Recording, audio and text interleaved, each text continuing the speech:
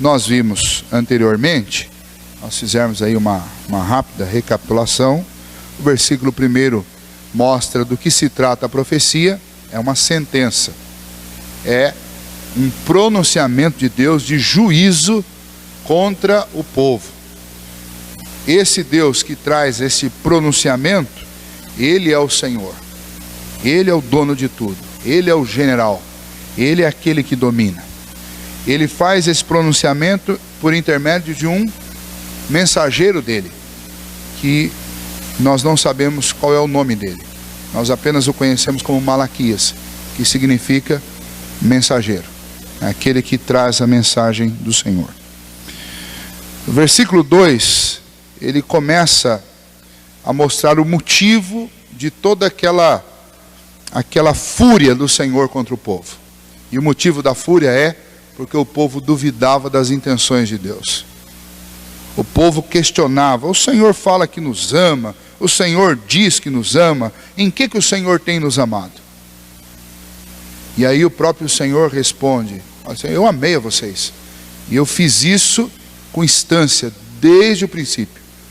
O meu amor por vocês foi declarado, nós vimos na semana passada, foi um amor, uma eleição declarada. Eu declarei meu amor por vocês, eu demonstrei meu amor por vocês. E aí ele cita a história de Jacó e Esaú.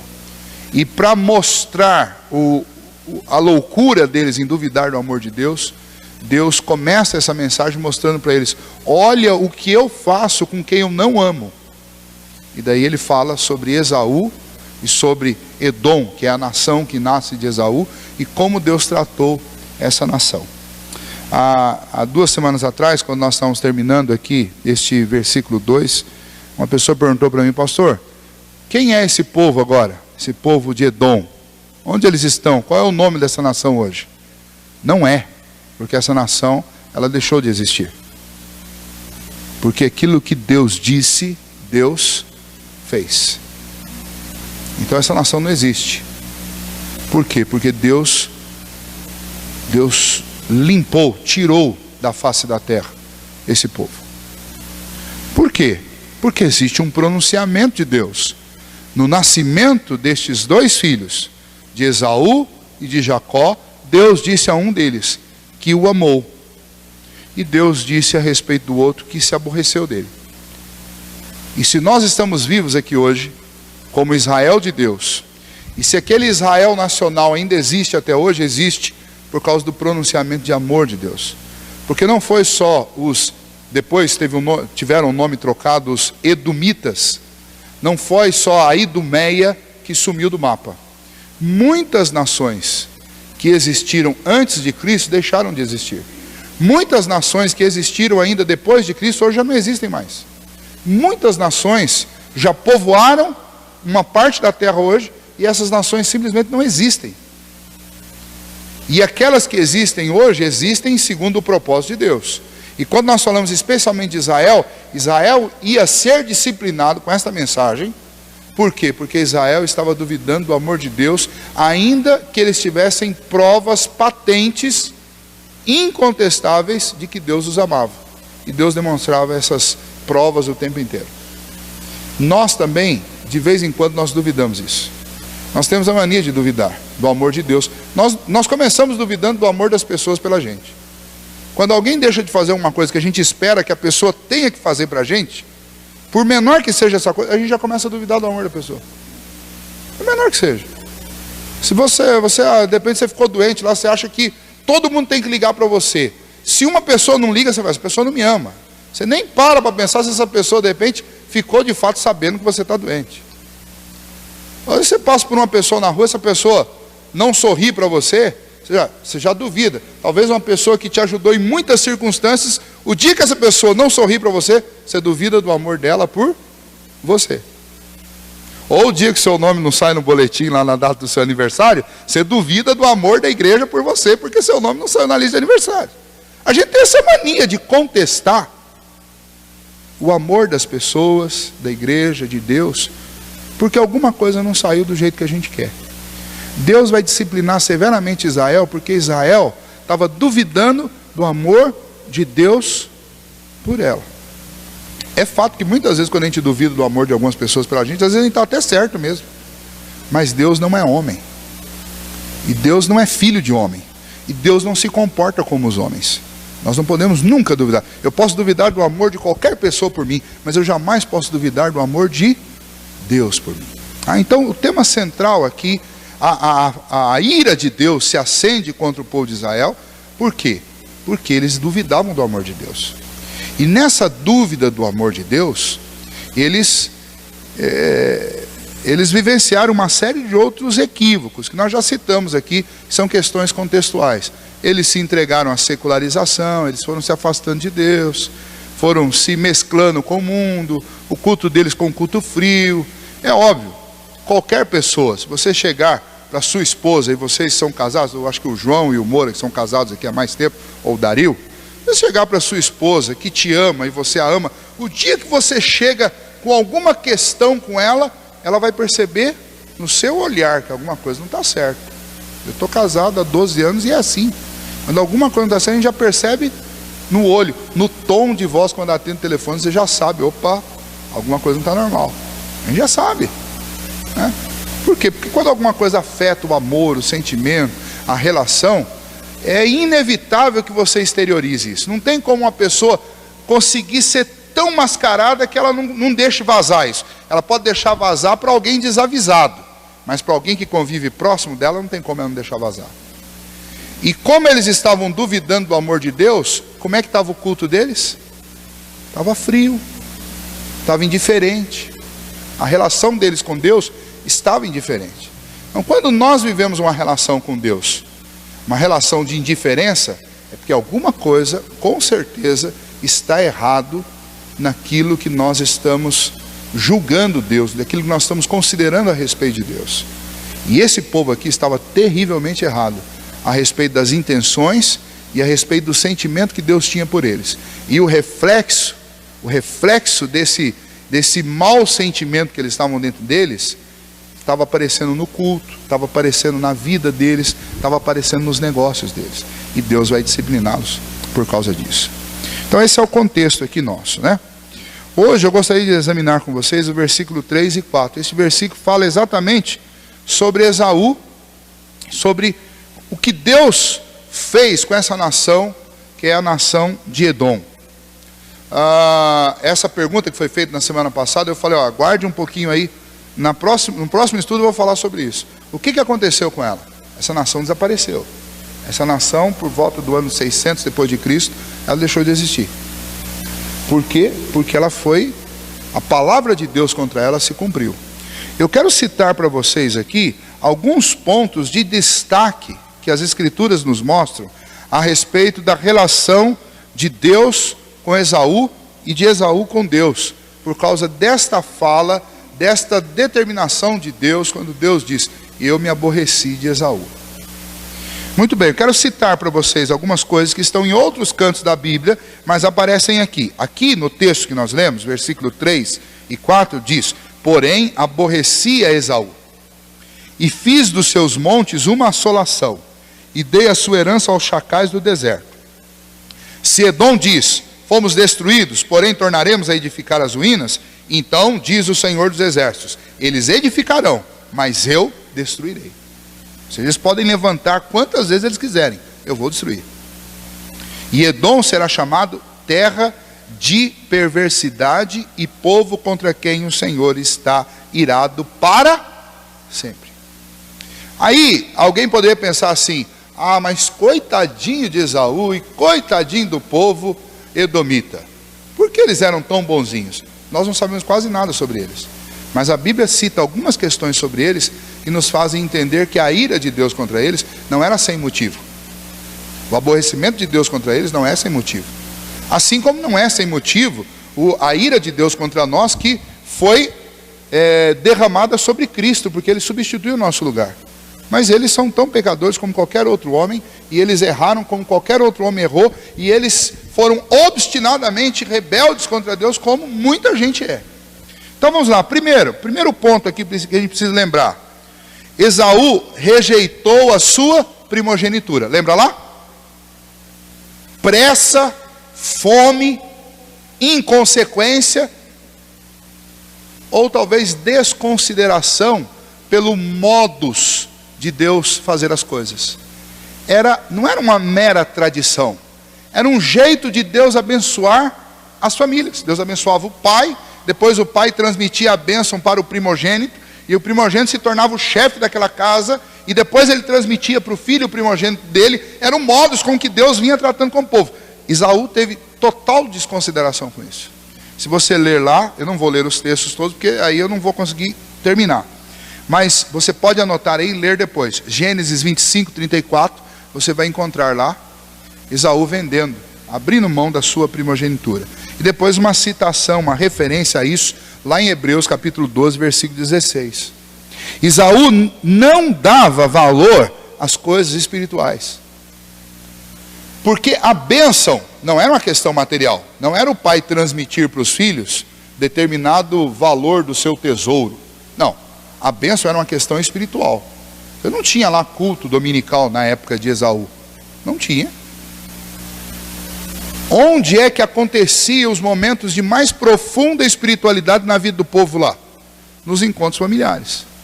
Especialmente quando o pai, o patriarca, orava, intercedia, ou oferecia um sacrifício a Deus em nome da sua família.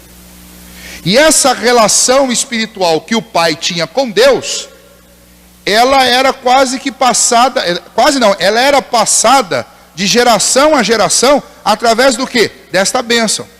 Então, quando o pai abençoava o filho primogênito, no mês seguinte, quem é que ia fazer a intercessão em nome da família? Aquele filho. Ele ia assumir a liderança espiritual ali. E a bênção de Deus também seria sobre a casa dele. Esaú simplesmente rejeitou isso. Abriu mão disso, como se isso não fosse algo importante. Como se isso fosse algo de menor valor. Como se isso não fosse uma questão de suma importância. Ele simplesmente trocou. Ele preferia satisfazer um apetite carnal, um apetite de coisas materiais, do que se alimentar e se satisfazer com aquilo que Deus tinha para ele.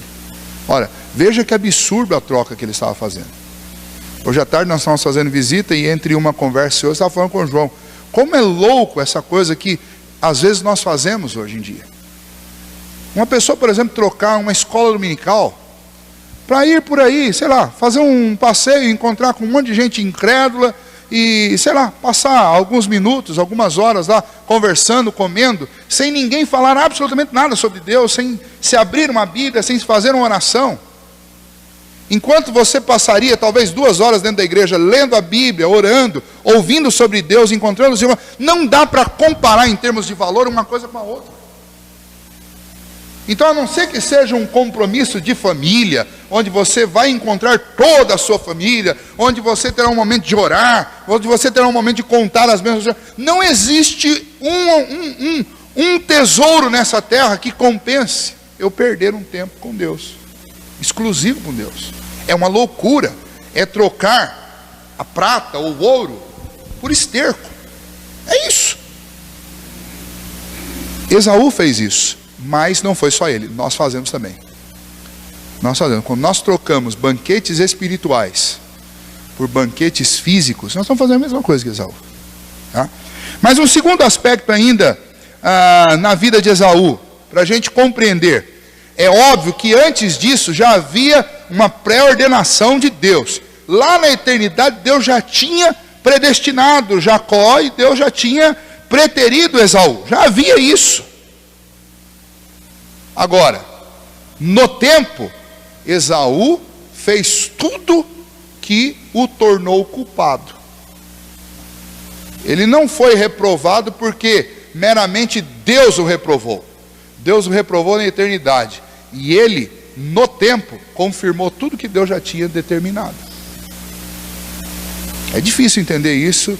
E se você tem alguma dúvida, eu não posso ir além disso, porque é o que a Bíblia diz. E eu não posso ficar aquém disso. Você seja obediente a Deus, creia nele, confia nele, entregue a ele todo o teu coração, toda a tua alma, e aguarda lá no céu, você vai poder chegar para ele, entrar na fila e falar: Senhor, como é que o Senhor conseguia fazer isso? Mas ele fez, foi assim. Mas o segundo aspecto, Esaú era impuro e profano. Pastor, de onde o senhor está tirando isso? Abra sua Bíblia em Hebreus capítulo 12, veja o versículo 16 e o versículo 17. Você vai ver que é assim que ele é reconhecido. E aqui eu tenho uma declaração, que é uma declaração bíblica. Isso daqui não é achismo, isso daqui também não é algo que não desfrute de plena confiança. É a palavra de Deus está dizendo. E a palavra de Deus está dizendo o que sobre Esaú? Veja lá. Hebreus capítulo 12, versículo 16 e 17. Nem haja algum impuro ou profano, como foi Esaú, o qual por um repasto vendeu o seu direito de primogenitura. Pois sabeis também que, posteriormente, querendo herdar a bênção, foi rejeitado, pois não achou lugar de arrependimento, embora com lágrimas tivesse o buscado. Um prato de comida. Então, ele é considerado, chamado nas Escrituras, de alguém impuro e profano. O profano, essa palavra ela é feia, muito mais feia do que o sentido dela. Então, no Antigo Testamento, as coisas eram categorizadas da seguinte maneira: existia o sacro e o profano. O profano é algo pecaminoso? Não, o profano não é algo pecaminoso. Mas é algo que não é separado exclusivamente para Deus. Então, eu vou dar exemplo. Eu pego um prato de comida, que era o caso ali. O prato de comida, a comida não é pecaminosa. Não é a comida que é o pecado. Certo? A comida ela é profana, porque ela não é uma comida que está sendo dedicada a Deus. É a comida preparada para o meu estômago. Eu tenho, por outro lado, eu tenho uma Bíblia, eu tenho uma guitarra, eu tenho alguma coisa aqui, um instrumento, eu tenho coisas que eu separo para o uso exclusivo do Senhor. Melhor exemplo disso é o inário. Eu tenho inário com hinos que foram feitos, e eles são exclusivamente para quê? Para louvor da glória de Deus. Então esses hinos são chamados de hinos sacros. Eu tenho as músicas. As músicas necessariamente são pecaminosas? Não. Talvez se eu pegar uma música lá com uma letra suja, aí eu estou com uma música que tem uma letra pecaminosa, porque ela me induz ao pecado, porque ela é uma letra maliciosa, porque ela fala palavrões, porque ela fala talvez coisas contra Deus. Mas eu pegar uma música normal, aí uma música que não diga nenhuma dessas coisas, uma música que fale sobre o amor, uma música romântica, uma música que fale sobre verdades, ela é uma música profana, certo? E aqui eu tenho hinos sacros. Eu posso ouvir música profana? Posso. Não há problema, não estou cometendo um pecado em fazer isso. Agora, o ponto aqui é, quando eu troco o sacro pelo profano, aí isso é uma troca ruim. Essa ideia aqui do profano. Quem é o sujeito profano? É aquele que, quando ele está entre optar pelo sacro e o profano, o dedicado exclusivamente a Deus e o secular, ele fica sempre com o secular. Então, é uma coisa que não cabe na vida de alguém que descobriu o valor de Deus. Um outro exemplo, quando Jesus conta aquela parábola de um homem que descobriu que no campo tinha uma pérola preciosíssima, e aí ele vai e vende tudo que ele tem e dá para comprar aquele campo. Por quê? Porque o que tem ali tem mais valor do que tudo o resto que ele tinha. Então, quando nós encontramos o sagrado, o que se espera de nós? Que a gente troque o profano pelo sagrado. E aí, quando esse texto de Hebreus diz que Esaú era impuro, está falando das questões de pecado dele, dos pecados de desobediência, essas questões que fazem parte da vida de todos os homens, porque todos pecaram. Mas além de impuro, ele tinha um problema tão grave quanto: ele era profano. Ou seja, sempre que ele estava diante do sacro e do profano, ele optava pelo profano. Então esse é o ponto. Então quem era Esaú? Esaú era um impuro e um profano. porque ele trocou a primogenitura, a bênção de Deus, algo espiritual, algo santo, algo separado, ele trocou por um prato de comida. Ou seja, ele trocou algo espiritual, santo, separado, por uma coisa profana, uma coisa que não é pecado necessariamente em si, mas essa troca é ruim, certo? E isso também acontece o tempo inteiro na nossa vida. Então não há problema em assistir uma partida de futebol. Menos que não seja o São Paulo. Não há problema em assistir uma partida de futebol. O problema é se essa partida de futebol ela vai acontecer no mesmo horário que eu tenho um compromisso da minha vida, de investimento na minha vida espiritual. E aí eu troco esse investimento pelo profano. Então não é a partida que é pecaminosa, mas a minha troca é uma troca desastrosa. Ela é uma troca louca. Eu estou trocando algo santo de Deus por algo profano. Eu estou trocando ouro por terra. Esse que é o problema. Esse era Esaú. O que mais sobre Esaú? Os descendentes de Esaú, os edomitas, seguiram o seu caminho, ou seja, se comportaram do mesmo jeito que ele. Quer ver? Números capítulo 20, versículos 14 a 21. Números.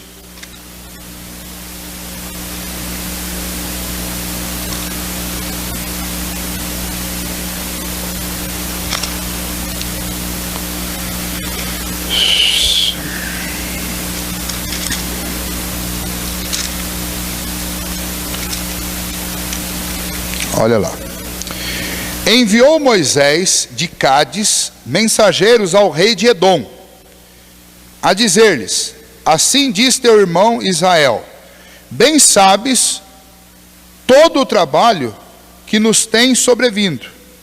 Como nossos pais desceram ao Egito, e nós no Egito habitamos muito tempo, e como os egípcios nos maltrataram, a nós e a nossos pais. E clamamos ao Senhor, e ele ouviu a nossa voz, e mandou o anjo, e nos tirou do Egito. E eis que estamos em Cádiz, cidade nos confins do teu país. Deixa-nos passar pela tua terra. Não o faremos pelo campo, nem pelas vinhas, nem beberemos a água dos poços. Iremos pela estrada real. Não nos desviaremos para a direita nem para a esquerda, até que passemos pelo teu país. Olha a resposta. Porém, Edom lhe disse: não passarás por mim, para que não saia eu de espada ao teu encontro. Então os filhos de Israel lhe disseram: subiremos pelo caminho trilhado, e se eu e o meu gado bebermos as tuas águas, pagarei o preço delas. Outra coisa não desejo senão passar a pé. Porém ele disse: não passarás. E saiu-lhe Edom ao encontro com muita gente e com mão forte. Assim recusou Edom deixar passar a Israel pelo seu país, pelo que Israel se desviou dele. Não sei se vocês já tinham feito essa. Esse é o povo que descendeu de Esaú. Gente boníssima. Gente boníssima. Uma multidão de milhões de pessoas. Era o caminho deles. E simplesmente eles tiveram que cortar a rota e perderam quase um mês para fazer esse percurso por fora daquele pedacinho de terra de Edom. Gente má. Então, os edomitas, eles seguiram o mesmo caminho de Esaú. Moisés pediu ao rei de Edom para passar com Israel por ali. O pedido foi cuidadosamente feito. Nós não vamos beber a água dos seus poços. Nós não vamos passar no meio das plantações para destruir a plantação de ninguém. Nós não vamos tocar em nada de vocês. Nem nosso gado. Se o gado beber uma água, nós vamos pagar pela água. Ainda assim, não passaram de jeito nenhum. Quarto ponto ainda sobre Esaú e sobre os edomitas. Os descendentes de Esaú, os edomitas, associaram-se com a Babilônia para matar o povo de Deus. Você pode ler um pouquinho sobre os edomitas e o que eles fizeram lá no profeta Obadias. É um profeta pequeno, um texto bem curto, e todo esse texto fala sobre a vida desse povo e o que eles fizeram. Então, Obadias, se você puder abrir aí, do versículo 10 ao versículo 14, ele vai nos falar sobre isso. Alguém abra, por favor, aí. Obadias, versículo 10 ao versículo 14. Encontrar, pode ler. Veja o que esse povo fez. Eles se associaram com os caldeus, e eles não só ajudaram a saquear Jerusalém, mas eles também se alegraram com a calamidade que se abateve sobre Israel. Eles davam risada e eles curtiam. Eles curtiam a matança que se fazia entre os israelitas, entre os judeus. Eles paravam nas encruzilhadas para quê? Para pegar o pobrezinho que estava tentando fugir de Jerusalém, fugir de Israel, para se livrar dos babilônicos, dos caldeus, e eles ficavam nas encruzilhadas esperando para cercar, para que o povo não escapasse. Eles fizeram todas essas coisas. Eles entregaram à Babilônia os poucos que estavam conseguindo fugir, cataram, vieram, trouxeram e entregaram de volta. E a profecia lá de Obadias é contra Edom por causa disso. Porque Edom se associou à Babilônia para fazer o que é mal. Bom, contra o povo de Israel. O que a gente tem aqui, aí quando você pega o texto de Obadias, o que você tem é que estava no coração não só de Esaú, mas dos seus descendentes uma vingança. Um sentimento de vingança adormecido lá, e eles esperaram gerações após gerações, século após século, até o dia em que eles conseguiram ver cumprido em Israel a vingança que eles queriam. E eles viram a Babilônia como o grande vingador para aquilo que eles queriam fazer com Israel. Uma questão interessante para nós. Essa é a prática do ódio e do mal. A Bíblia nos dá alguns conselhos sobre isso. O primeiro deles, a Bíblia diz: não se ponha o sol sobre a vossa ira. Você ficou irado com alguém? Tem que resolver no dia. Essa coisa, vou me vingar. Eu vou traçar um plano de vingança agora, para eu dar o troco para a pessoa que me fez isso. A nossa sociedade é uma sociedade extremamente vingativa. Uma sociedade que ela se alimenta dessas coisas. Vou dar um exemplo para vocês. Uma série norte-americana que foi lançada no ano passado, mas ela explodiu e agora veio parar nos canais nossos de televisão. Está passando no domingo à noite lá, depois do jornal da noite no domingo. Chama Revenge, que significa o quê? Vingança. E o povo está curtindo, está adorando. Aí você está assistindo o quê? Você está assistindo e está gostando do quê? Está gostando de vingança. É vingança. É uma mocinha lá que perdeu a família e tal. Ela voltou, ninguém reconhece ela é riquíssima. E agora ela vai pegando um por um dos que fizeram mal para o pai dela e vai matando. Mas ela tem um rosto de anjo, mas é uma assassina. Está com o coração cheio de ódio. Esse povo aqui fez isso. Agora, o que é estranho, e a gente vê isso muito dentro da igreja, e eu queria que a gente tivesse aqui com a igreja lotada para eu falar isso. O que é estranho, a gente vê isso muito dentro da igreja, é que as pessoas alimentam ódio sem nem saber por quê. Provavelmente, lá em Edom, tinha gente que não sabia nem por que sentia raiva de Israel. É aquela experiência feita com os 4 macaquinhos lá, né? Diz que tem isso foi um experimento físico, foi feito mesmo. Colocaram 4 macacos dentro de uma jaula, uma escada, um cacho de banana em cima. E aí quando um dos macaquinhos subia, aliás, logo que eles colocaram, os macaquinhos subiram tudo na escada. E eles subiam, e aí alguém lá do lado de fora pegava um jato daquele de água de alta pressão que machuca, e vai nos macacos, e os macacos desciam. Aí de vez em quando um se arriscava a subir. Quando ele subia, o jato de água ia em quem estava embaixo. E aí os que estavam de baixo puxavam ele para ele voltar, e quando ele chegava embaixo eles batiam nele. E com o tempo ninguém mais punha o pé na escada, porque eles sabiam que quando alguém punha o pé na escada, os macacos entendiam isso. Os que ficavam embaixo apanhavam, então os que ficavam embaixo não deixavam ninguém subir. Com o passar do tempo, depois que os macacos estavam condicionados a isso, eles iam trocando. Então tiravam um daqueles e colocavam um novo. O novo subia na escada, os outros já batiam, não tinha mais água, já não tinha mais a mangueira. Mas colocava o pé na escada, os outros, surrava. Ele não sabia por que era surrado. Ele só sabia de uma coisa: pôs o pé na escada, era surrado. Depois eles foram e trocaram mais um macaco. E aí a mesma coisa, macaquinho novo, põe o pé na escada, os outros surravam ele. Não tinha mais água na história. Com o fim, trocaram os 4 macacos. E a história continuava do mesmo jeito. Estava lá os 4 macacos, o cacho de banana lá em cima, não tinha mais mangueira de água, mas nenhum tinha coragem de pisar na escada para subir. Por quê? Porque eles não sabiam. Eles não sabiam, porque eles nunca tomaram mangueirada de água. Mas eles aprenderam com a geração anterior que não podia fazer. E eles ficaram condicionados. Ódio na igreja, apatia, antipatia nas famílias, é assim também. Ah, por que a família tal não se dá com a outra? Ninguém nem sabe hoje. Há 4 gerações atrás teve uma briga lá de fundo de quintal, todo mundo ficou com raiva, todo mundo, ninguém fala mais com ninguém. Mas já passou 3 gerações, hoje em dia ninguém... Você sabe por que a nossa família não se dá com a outra? Ah, pai, não sei, eu sei que ninguém se dá, ninguém fala, ninguém conversa, é assim. Ninguém nem sabe mais o porquê. Mas você sabe por que a igreja fulano de tal não gosta da outra igreja? Ah, não sei, eu sei que é alguma coisa lá do passado. É isso aí, é disso que o texto está falando. Então Esaú não era flor que se cheira e os edomitas não eram gente boazinha.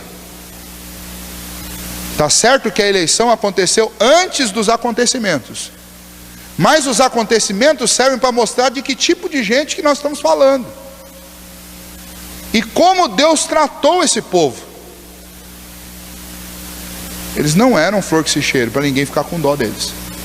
E se na semana passada nós falamos de todas as demonstrações de amor de Deus para com Israel, agora eu estou mostrando para vocês aqui toda a demonstração de ódio, de desobediência de Esaú e de Edom contra Israel, e como Deus puniu o povo por causa disso.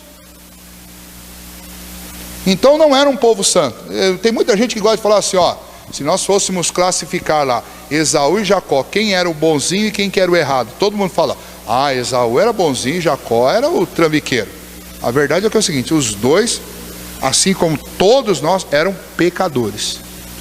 Se por um lado a ira de Deus sobre Esaú foi justa, por outro lado a misericórdia de Deus sobre nós é injusta, porque Deus está deixando de dar para a gente o que a gente merece, porque Ele jogou sobre o filho dele. Agora a ira de Deus sobre Esaú é justíssima, porque Esaú também faz por merecer.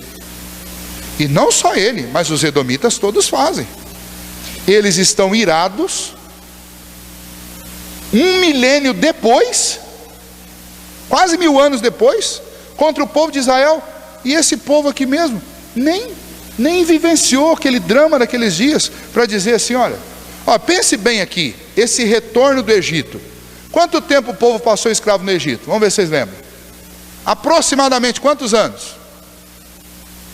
Desde que José desceu, e depois desceu o seu pai com seus irmãos, até que eles voltassem do Egito sob o comando de Moisés. Quanto tempo? Mais ou menos 300 anos. 300 anos. Quantas gerações dá para passar em 300 anos? Uma geração a cada 40 anos, lá um pouquinho mais. Mas pelo menos eles estavam na 6ª geração. A 6ª geração, e o rei de Edom estava com raiva de Israel. Faz sentido um negócio desse? Não faz. Do mesmo jeito que não faz sentido a gente ainda hoje, eu não gosto da família fulano de tal. Eu falo, gosta por quê? Se foi com você, é seu dever como cristão perdoar. Se foi com os que já passaram, e aí? Vai cultivar isso quanto tempo? Se a Bíblia diz, não se põe o sol sobre a vossa ira. Se a Bíblia fala terminantemente contra a vingança, pois a Bíblia mesmo diz que a vingança pertence a Deus. A ira do homem não produz a justiça de Deus. Irai-vos, mas não pequeis. Quer dizer, não precisa dizer mais nada contra a vingança, eu não posso me vingar. Mas os edomitas estavam cultivando esse sentimento por séculos e séculos. E depois lá em Obadias, daí sim, já é 1 milênio que tudo isso aconteceu. Aqui em Números, pelo menos 300 anos. Um pouquinho mais, 340 anos. Porque aqui já é o final da jornada lá no deserto. Lá em Obadias, 1000 anos. E o povo continuava com ódio de Israel. Quinta questão aqui sobre Esaú ainda para a gente levantar, para entender esses versículos 3 e 4 aqui de Malaquias.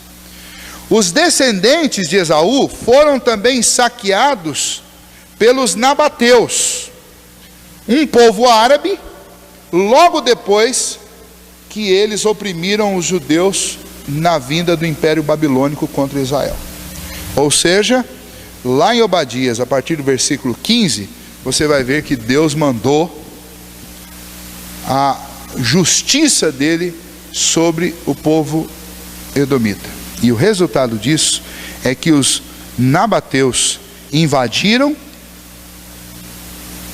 os domínios da Idumeia, agora já, e varreram aquele território. Esse não é um livro bíblico, é um livro considerado um livro apócrifo. Segundo Macabeus, ele tem peso histórico. E esse livro de 2 Macabeus, que é um livro de história, não é um livro de revelações, ele conta que os nabateus, esses árabes, eles exterminaram os edomitas. Exterminaram, não deixaram sobrar um vivo. Não restou um. Eles foram a disciplina de Deus sobre o povo de Edom. Os descendentes de Esaú, os edomitas, nunca mais foram restaurados. Nunca mais.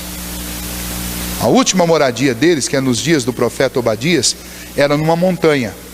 De tantas vezes eles perderem seu território, de tantas vezes as casas deles serem destruídas, por fim, se você ler o profeta Obadias, você vai ver que eles construíram a casa deles numa fortaleza de pedra, na rocha. E lá na rocha, Deus desbaratou-os. E o que está escrito no versículo 4 diz: se eles disserem, nós vamos reconstruir, Deus diz o quê? E eu vou derrubar. Porque é para que todos saibam que esse é o povo contra quem Deus está irado para sempre. Então, vocês duvidam do amor de Deus? Olha bem para a sua vida e veja bem se você pode duvidar do amor de Deus. Está aqui um exemplo de um povo que não foi amado por Deus. Dá para comparar a sua vida com essa vida aqui? Hoje estava caindo essa chuva gostosa. A gente estava à tarde levando a Santa Ceia para o pessoal idoso. Não fomos na sua casa, viu, Jó? Semana que vem a gente vai lá, fique tranquilo. Gostou dessa? Muito bem. Nós estávamos levando a Santa Ceia na casa de idosos, mas estava gostoso. Por quê? Porque a gente saía lá, aquela chuva estava, esse clima seco, veio essa chuva, estava suave, né? E caía um pouquinho lá na minha cabeça. Eu tenho telhado, o João já lutei, então na cabeça dele estava mais fria do que na minha, né? Mas estava uma delícia, uma delícia. E aí a chuva só deu uma engrossadinha quando a gente estava na última casa, né? Deus foi tão bom com a gente que quando a gente passou na última casa, daí a chuva ficou um pouquinho mais forte. Mas foi uma bênção. Ora, quer prova maior do amor de Deus para conosco do que isso? O que nos difere daquele povo que teve a cidade inteira assolada lá nos Estados Unidos? Nada, nós somos pecadores iguais. Mas quando cai uma chuva suave e não destrói minha casa, e não causa alagamento na minha cidade, a única coisa que eu posso dizer é que Deus tem sido amoroso para conosco. E eu não posso duvidar do amor de Deus.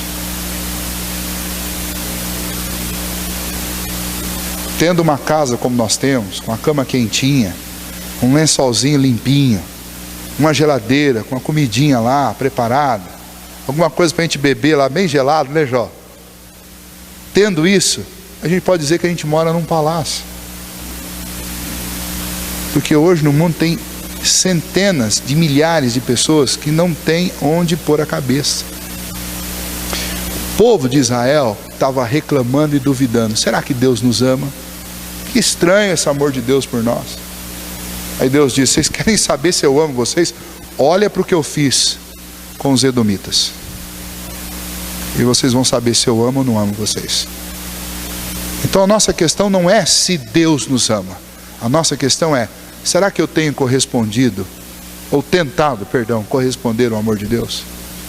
sendo dedicado, sendo fiel, sendo amoroso, sendo acolhedor, tendo o coração cheio de esperança, sendo acima de tudo agradecido. Se nós formos considerar pecado, Israel era pecador e Edom era pecador. Israel foi desobediente? Foi desobediente. Edom foi desobediente? Foi. Israel enfrentou lá na frente cativeiro? Enfrentou, foi para a Babilônia, foi cativo na Babilônia. Edom enfrentou cativeiro? Enfrentou, os nabateus vieram lá e saquearam, e prenderam a cidade e fizeram todo mundo escravos. Quais as atitudes de Deus em relação a um e a outro? Em relação a Israel, Deus foi gracioso e misericordioso, livrou Israel das mãos dos babilônios. Qual a atitude de Deus em relação ao cativeiro dos edomitas? Deus foi tão somente justo.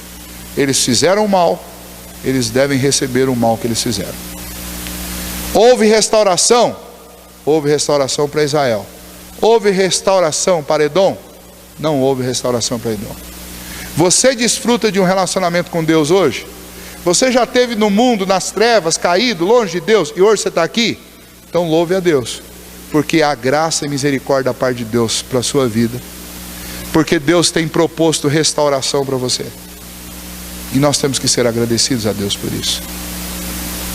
Eu não posso deixar, meu coração está frio, eu estou apático na igreja, eu estou frio com as coisas de Deus, eu estou insensível, eu estou abraçando as coisas seculares. Opa, para um pouco e olha para a sua vida, e você vai ver o tamanho do amor de Deus por você, e vai ver que não há nada que justifique a minha frieza com Deus.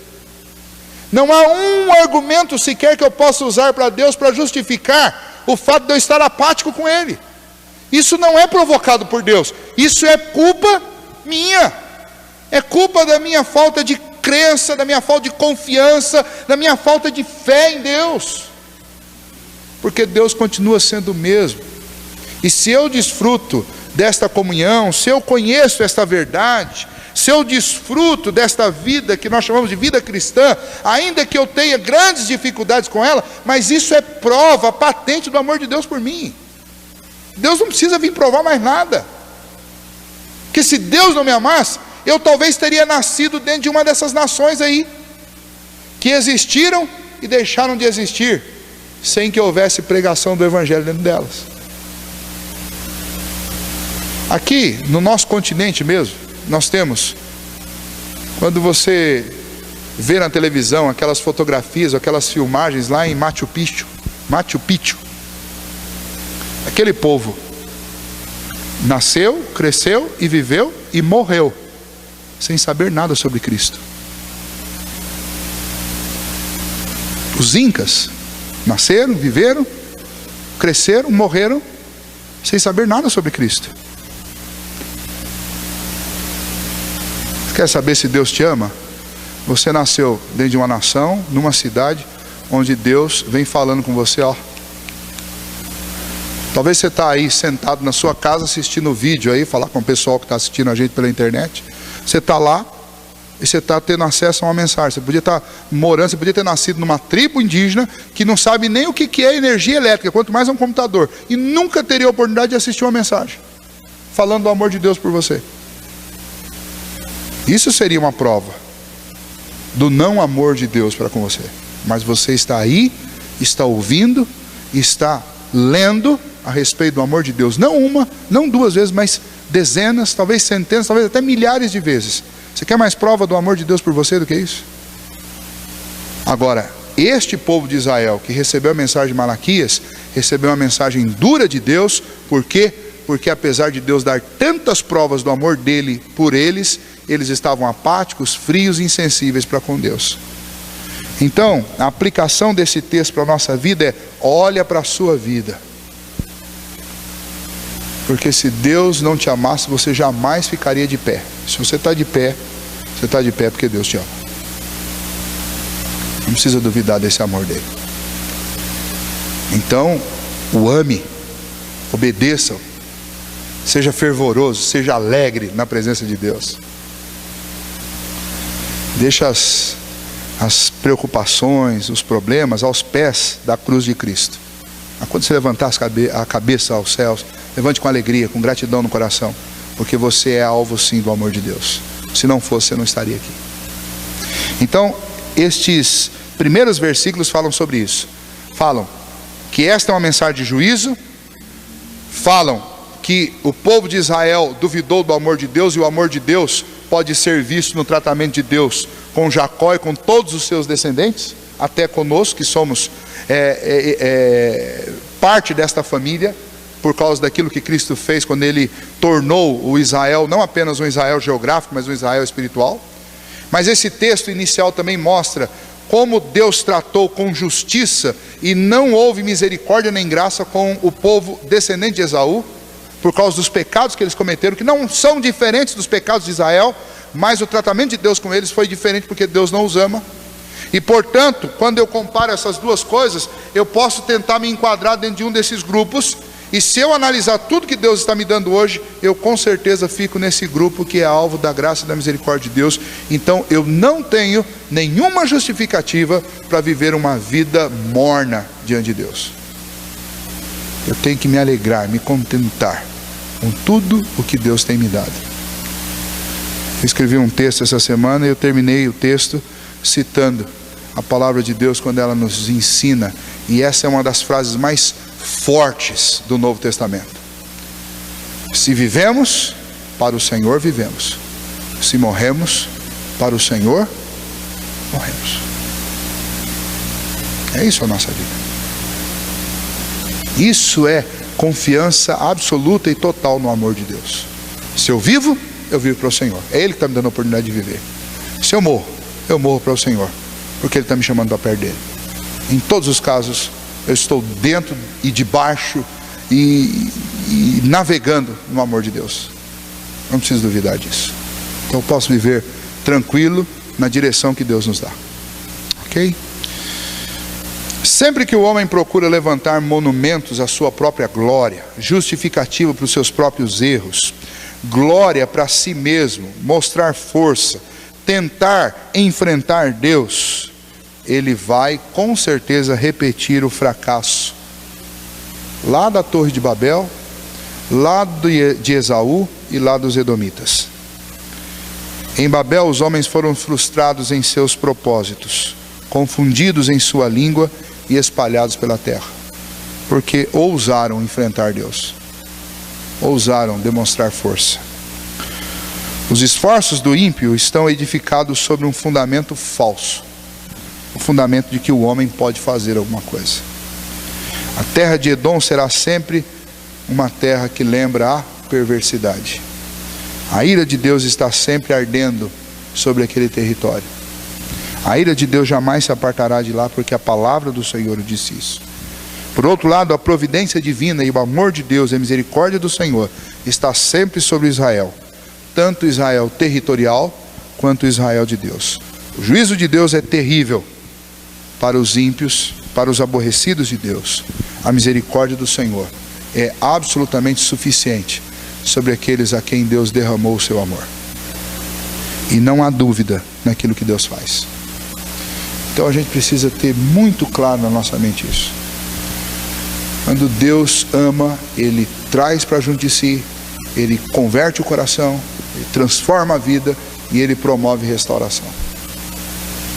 E Deus pode fazer isso no primeiro dia de vida, ou Deus pode fazer isso no último. Por isso também eu não tenho que julgar e nem categorizar ninguém. Eu tenho que pensar sobre a minha vida.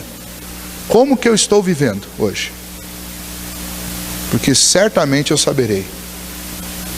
Porque as marcas do amor de Deus, elas são altamente perceptíveis. É a gente que é tão mal que às vezes a gente não enxerga, a gente não quer ver. Mas se você parar, orar, refletir, você vai ver o quanto Deus te ama. Que Deus nos ajude a sempre confiar nesse amor e jamais duvidar das intenções de Deus. Porque se eu não puder confiar nas intenções de Deus, então, gente, é melhor morrer. Porque aí não tem mais aonde depositar a confiança. Oremos.